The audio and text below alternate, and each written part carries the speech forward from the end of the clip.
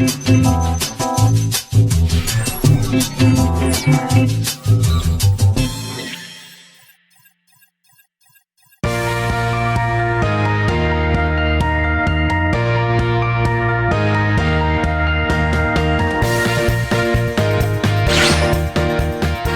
안녕하세요. 저는 한국경제신문 산업부에서 일하고 있는 황정수 기자라고 합니다. 주로 전자기업들, IT 기업들을 취재하고 기사를 쓰고 있습니다. 안녕하세요. 저는 한동대학교 정두희 교수입니다. 현재 임팩티브 AI라고 하는 인공지능 회사를 함께 운영하고 있습니다.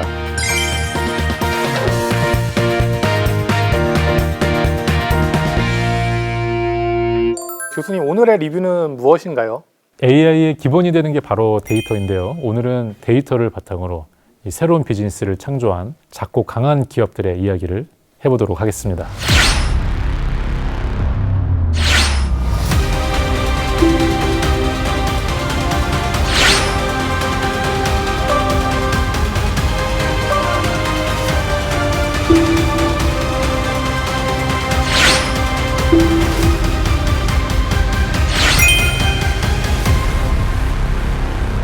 사실 그 데이터가 그 4차 산업혁명 시대를 이끄는 21세기 원유라고 하잖아요.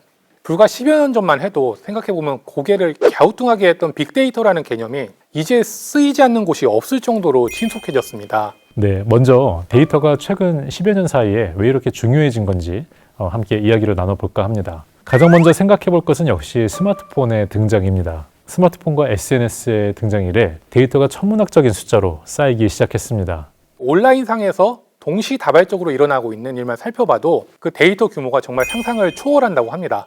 1분 동안 아마존 고객들이 28만 3천 달러를 소비하고 유튜브 사용자들은 무려 69만 4천 개의 동영상을 스트리밍 한다고 합니다. 또 인스타그램 사용자들은 6만 5천 장의 사진을 공유를 하고요. 이 1분이라는 시간 동안 빅테크 회사들이 창출하고 있는 매출도 정말 기상천외한데요. 예를 들어서 1분마다 구글에서 570만 건이 검색되는데요. 43만 3,014달러의 매출을 올리게 됩니다.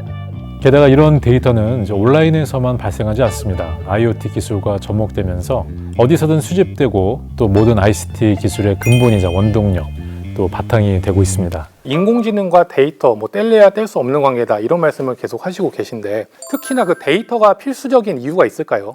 인공지능이라고 하는 것이 데이터 학습을 통해서 이루어지게 됩니다. 사람도 뭔가 일을 할 때 경험을 쌓거든요. 처음 할 때는 무슨 일이든 잘 서툴게 잘 못하지만 경험을 계속 차곡차곡 쌓고 반복적으로 하다 보면 더 잘하듯이 인공지능에게는 데이터가 그 경험 역할을 합니다. 경험을 더 많이 쌓으면서 더 성능이 좋아지게 되는 것이죠. 보통은 그 데이터를 활용해서 기존에 할 수 없었다거나 한계가 있던 일을 최근에는 이제 할 수 있게 된 경우가 많을 것 같은데요. 교수님 인상 깊은 사례 혹시 기억나는 거 있으신가요? 보통 이제 회사에서 요즘 이제 MZ 세대들이 이제 이직하는 것 때문에 문제가 되고 있는데요.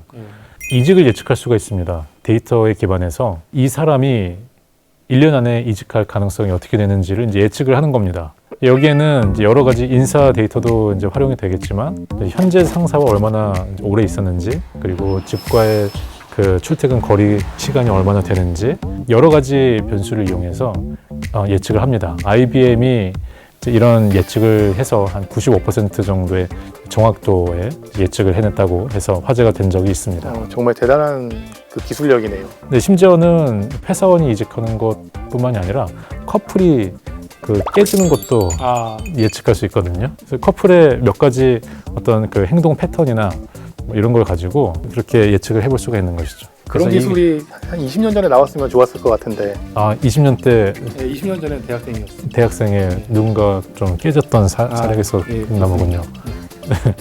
네.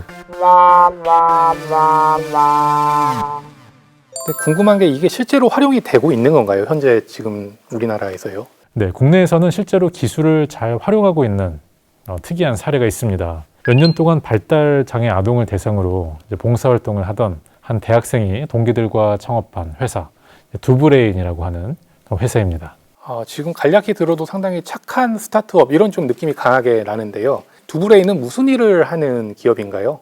네, 그 두자 들어가는 게 좀 착한 그런 성질을 갖고 있는 것 같기는 합니다만 이제 모바일 애플리케이션을 통해서 7세 이하의 아이들을 위한 진단과 인지 발달 프로그램을 제공하는 뭐 이런 서비스입니다. 재미가 중요한 아이들을 위해서 이제 본래 치료 콘텐츠를 게임과 애니메이션으로 만든 것입니다. 해당 과정에서 치료 자료를 이제 수집하고 또 데이터베이스화해서 분석하고요. 또 인지 발달 수준, 나이와 비교해서 구속력, 또 추론력 이런 것들을 이제 세분화하고 피드백을 주는 것입니다. 또 잘 풀다가 왜 느려졌지? 또 레벨이 굉장히 빨리 올라갔네. 뭐 이런 데이터 하나하나가 치료에 쓰인다고 합니다. 교수님, 하지만 치료라면 의학적인 전문성이 좀 있어야 할 것 같은데. 의학 박사 출신 데이터 분석 전문가가 26년의 경력에 이제 글로벌 기업 출신 핵심 개발자가 있고요. 이외에도 10여 명의 탁월한 전문 인력이 함께 개발 중이라고 합니다. 실제 혁신 의료기기로 이제 식약처 이제 지정을 받기도 했습니다. 이 서비스가 점점 더 이렇게 고도화되면서 조금 이렇게 현실화되고 있는 모습인 것 같은데, 그러니까 AI 서비스의 제일 중요한 데이터도 계속 좀 쌓여가고 있겠는데요. 네, 맞습니다. 수십만 건의 이용자 이 데이터를 획득하였고, 이 데이터를 통해서 국내 의료기관과 함께 진단 알고리즘을 계속 고도화하고 있다고 합니다. 또 같이 많이 나오는 얘기가 바로 디지털 전환 얘기입니다. 교수님, 디지털 전환 관련해서 그 AI랑 또 맞물려서 돌아가는 것 같은데 전망은 또 어떻게 보시는지 좀 궁금하거든요. 디지털 전환은 사실 많이들 좀 이야기가 나왔던 그런 단어입니다. 이제 AI와 같은 기술 도입을 통해서 게임의 판을 이제 바꾸자, 여기에 이제 베팅을 해보는 것인데요. 근데 이제 디지털 전환을 한다고 이제 다 긍정적인 결과를 볼 수 있는 것은 아닙니다. 기술을 잘 다뤄야 하고요. 또 데이터를 또 잘 다뤄야 합니다. 그렇다면 그 기업들이 디지털 전환을 성공적으로 하기 위해서는 우선 또 굉장히 많은 데이터가 또 한 곳에 잘 모여야겠네요. 그렇습니다. 그래서 이런 스마트 팩토리, 스마트팜 구축의 바탕이 되는 것은 바로 데이터 레이크 기술입니다. 데이터 레이크는 다양한 환경에서 수집한 대규모의 원시 데이터 세트를 기본 형식으로 저장해서 공유하는 공통의 데이터 저장소라고 볼 수 있습니다.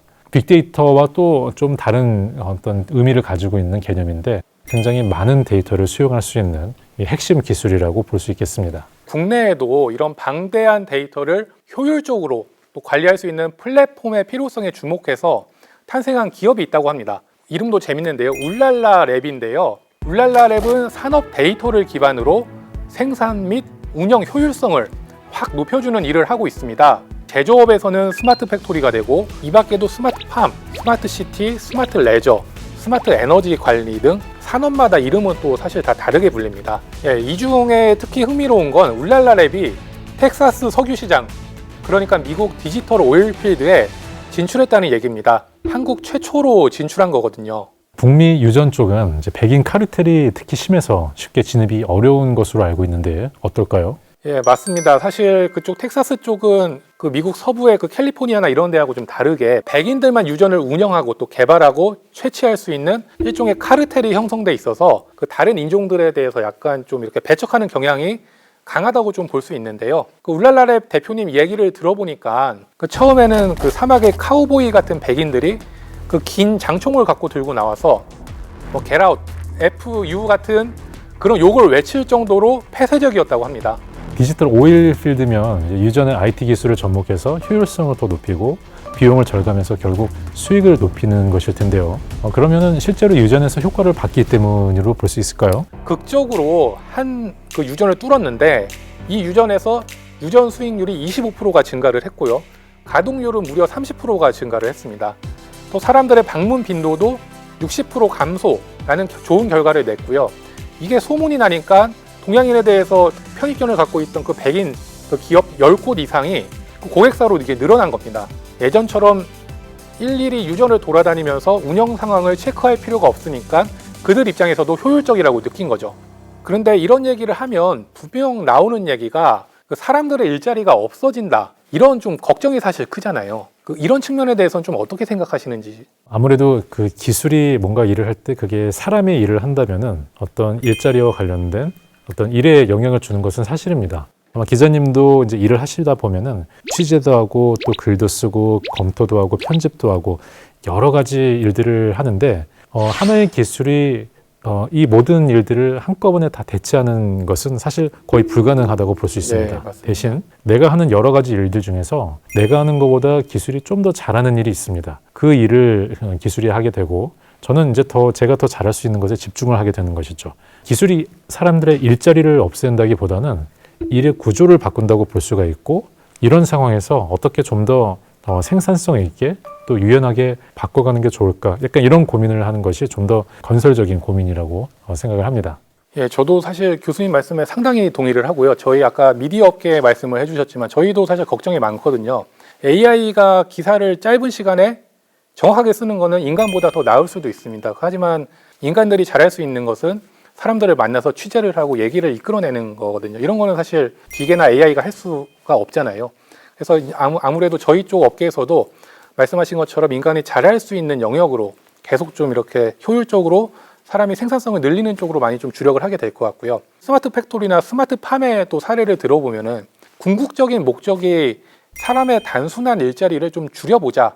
이거는 사실 맞는 측면이 있거든요. 하지만 기술의 진보를 요구하는 것은 단순히 인간을 기계로 대체하자, 이 정도 측면에서 더 불행하게 만들겠다, 이런 의도가 아니라 생산성과 효율성을 높임으로써 또 사람은 더 잘할 수 있는 일을 더 잘하게 해주자, 이런 목적이 있을 것 같습니다.